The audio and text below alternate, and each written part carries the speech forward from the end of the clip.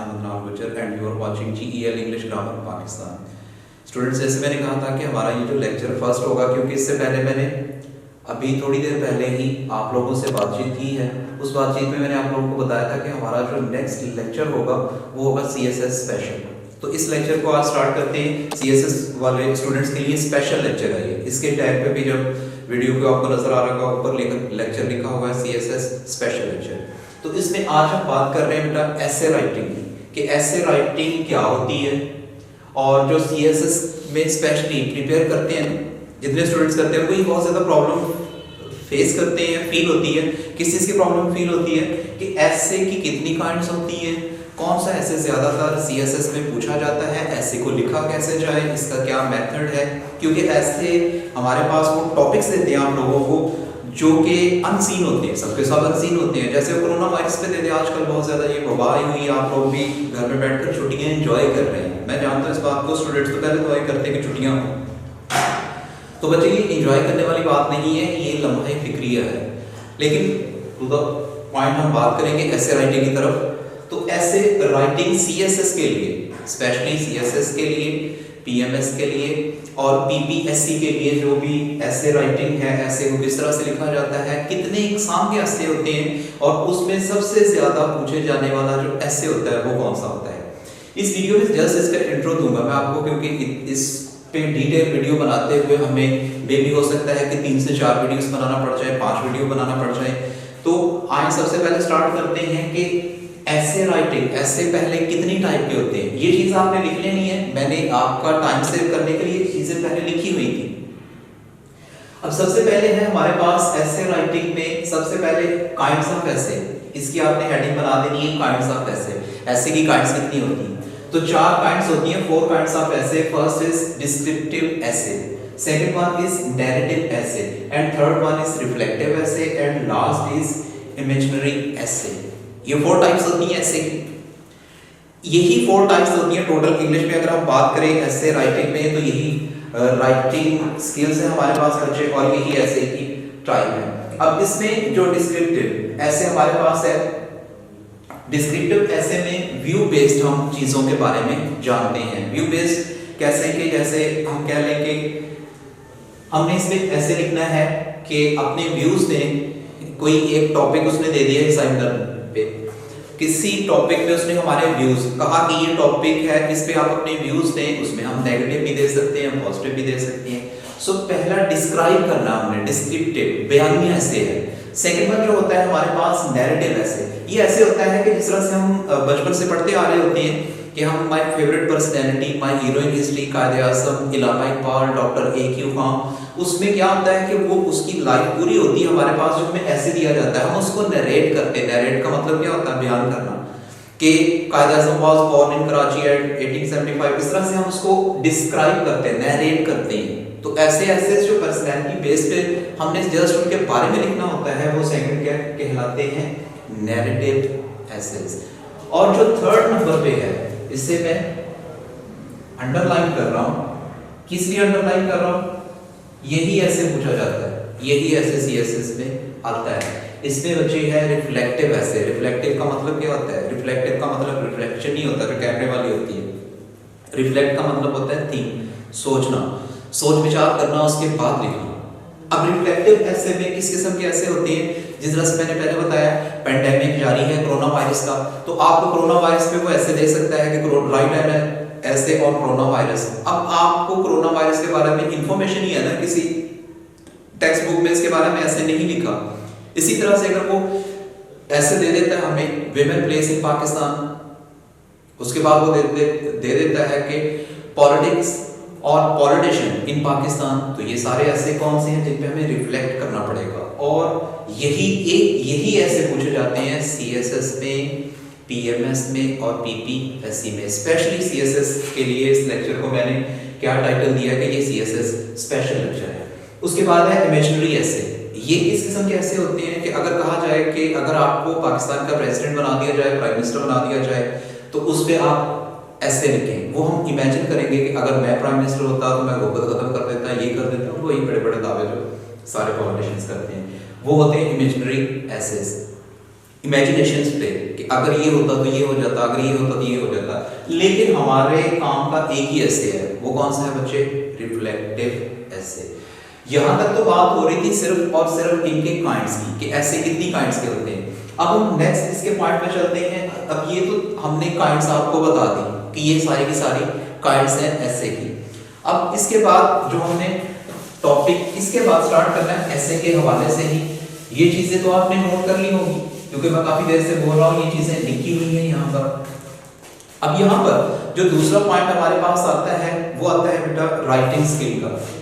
वो हमारे पास है writing skill. Writing skills.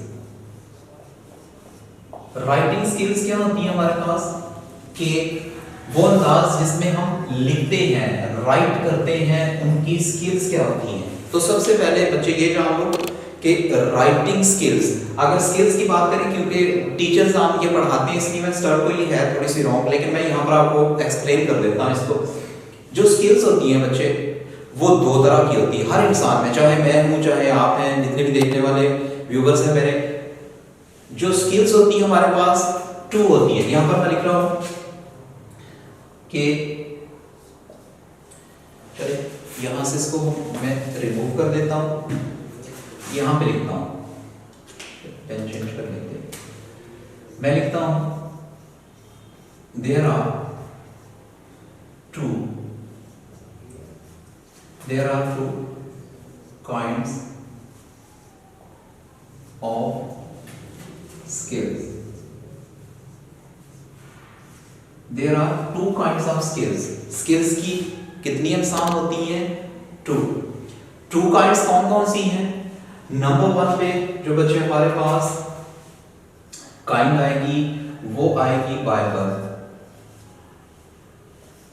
By birth पैदाइशी तौर पर हमें होती है, या आप कह लें कि जिस तरह से अब बाय बर्थ वाली एग्जांपल को कैसे, एक एक्टर है, सपोज बेटा कि एक एक्टर है, उसका जो बेटा या बेटी होगा, मतलब उसके जितने भी बच्चे होंगे, सारे तो नहीं लेकिन एक में वो खुसूसियत जरूर पाई जाएगी कि वो एक्टर वाली इस प्रोफेशन में जरूर जाएगा।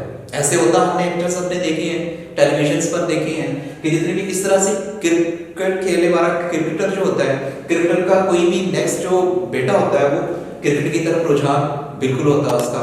उसमें रिसेंट में एग्जांपल भी अब्दुल कादिर साहब के जो बेटे हैं वो भी क्रिकेट की फील्ड में आ गए हैं।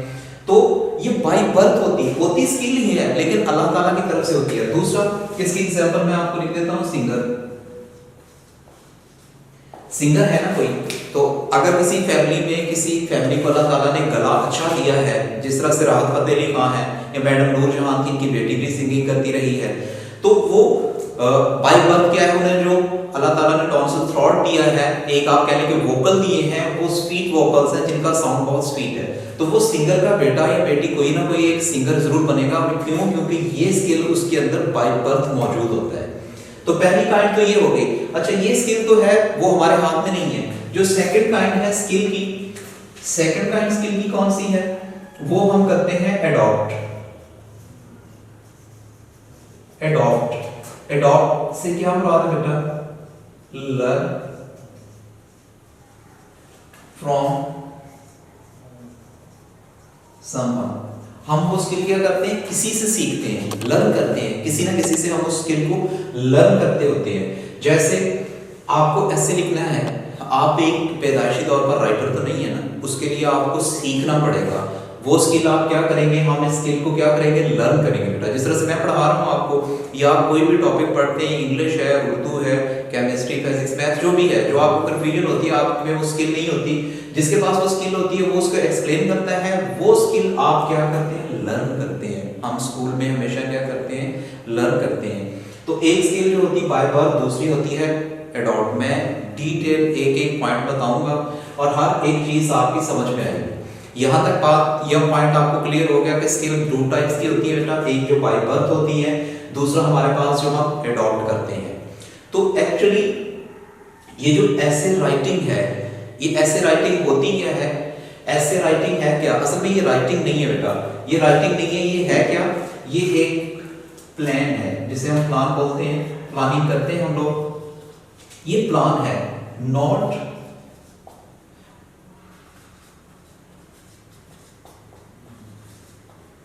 Writing skill. ये क्या है बेटा?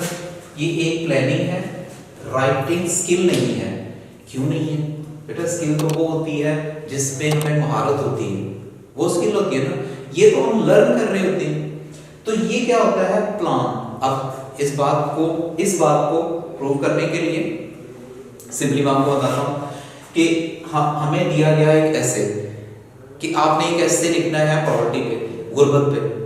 अब जो ऐसे हमें दिया गया, हम पहले उसका प्लान बनाएंगे, पहले उसकी आउटलाइन, जिस तरह से सीएसएस वाले करते हैं, ये ऐसा कुछ नहीं होता। आउटलाइन जो है वो बनाएंगे। आउटलाइन का मकसद क्या होता है कि हम सबसे पहले उसमें उसकी डेफिनेशन लिखेंगे, इंट्रोडक्शन लिखेंगे, इंट्रोडक्शन के बाद क्या करेंगे कि उसके पॉइंट बनाएंगे कि ये पॉइंट, उस पर हम इतनी लाइन्स या इतने पैराग्राफ्स लिखेंगे। ऐसा करते क्यों है? ताकि हमारे पास एक प्लान हो, उस प्लान के अकॉर्डिंग हम क्या करते हैं, हम उस प्लान के अकॉर्डिंग वर्क करते हैं। तो यहाँ तक स्किल्स के बाद हमने क्या करना होता है? राइटिंग एक प्लान होता है, कोई स्किल नहीं होता। यहाँ तक बात होप्स हो कि आपकी समझ में आ चुकी होगी। दूसरी बात यहाँ पर मैं करूँ, अगर बिफोर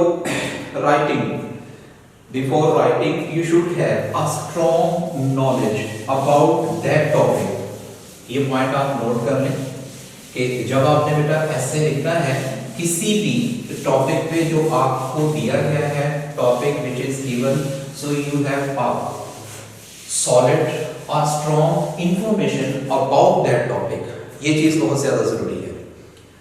इंफॉर्मेशन स्ट्रॉन्ग होगी तो ये ऐसे लिखा जाएगा, इंफॉर्मेशन स्ट्रॉन्ग होगी तो ये टॉपिक क्लियर किया जाएगा। तो पहली बात तो यहाँ तक हमारी वो बिल्कुल वाज़ेह हो गई। अब यहाँ पर जो दूसरी बात मैं आप लोगों से कहना चाहता हूँ या करना चाहता हूँ वो ये है कि ऐसे राइटिंग के लिए तो हमने कर दिया सारा कुछ, वो हमने लिख लिया है। ऐसे राइटिंग करनी कैसे चाहिए? सबसे पहला पॉइंट, अब मैं वो पॉइंट बता रहा हूँ जैसे दुनिया जहान का कोई टॉपिक होगा वो आज के बाद आप लोगों को प्रॉब्लम नहीं देगा।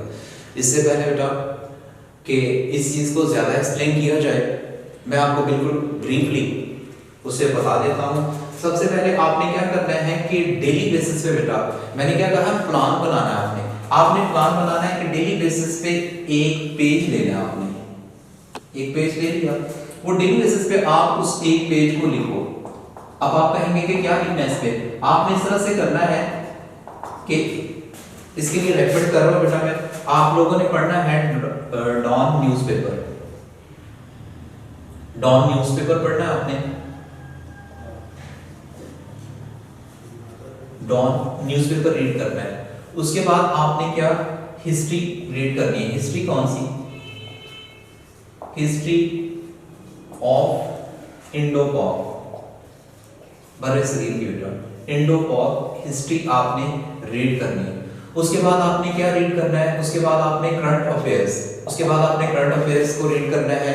उसके बाद आपने अपनी इकोनॉमी को रीड करना है, इकोनॉमिक्स जिसे बोलते हैं, इकोनॉमिक्स को रीड करना है। आप डेली न्यूज़पेपर, डॉन न्यूज़पेपर पढ़ें, वहां से आपको कोई आर्टिकल अच्छा लगेगा, कोई ना कुछ समझ आएगी, उसको क्या करना है, आपने राइट करना है।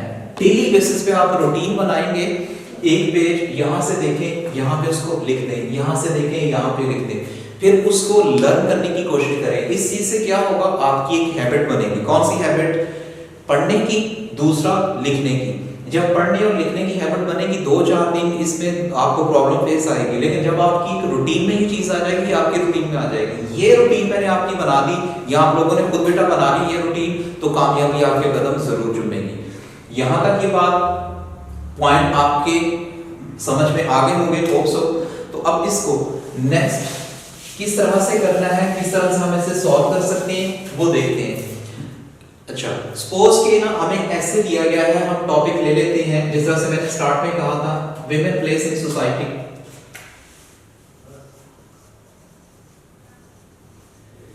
Women place in society, women place in society. ये बेटा हमें ना, मतलब सपोज मैं ऐसे ही खुद से ही मैंने टॉपिक उठाया, मतलब कुछ भी आप कर सकते हैं। चलिए एक और टॉपिक लिख देता हूं मैं, मोबाइल फोन। मोबाइल फोन, अब इस पे ना वो ऐसे दे देता है, write an essay on mobile phone as a boon और कर्स, कि ये एक नेमत है या कि ये एक लानत है। अब ये क्योंकि हॉट टॉपिक है हमारा, इसके बारे में बताता हूं। हर ऐसे ऐसे होगा। सबसे पहले आप लोगों ने करना क्या है कि हर ऐसे को आपने 4 पॉइंट्स ने। सबसे पहले आपने इसका जो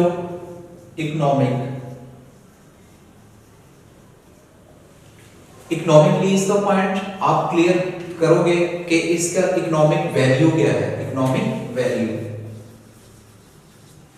वैल्यू। जो दूसरा पॉइंट है वो इसका है सोशल, इसकी सोशल वैल्यू। थर्ड इसका क्या है,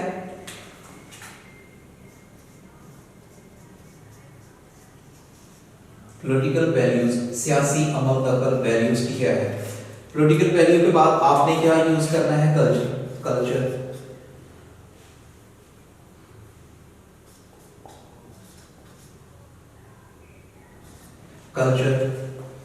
अब इन पॉइंट्स, 4 पॉइंट्स को आप नोट कर लें। Economic value, social value, political value and cultural value. ये 4 पॉइंट्स हैं जिन पे हर एक ऐसे लिखा जाएगा। बट इस पे एक और वीडियो बनाई जाएगी इसी लेक्चर पे, क्योंकि टाइम बहुत ज़्यादा हो गया है। तो डियर स्टूडेंट्स, आपसे नेक्स्ट लेक्चर में फिर मुलाकात होगी। तब तक के लिए इजाज़त दीजिए और पाकिस्तान जिंदाबाद।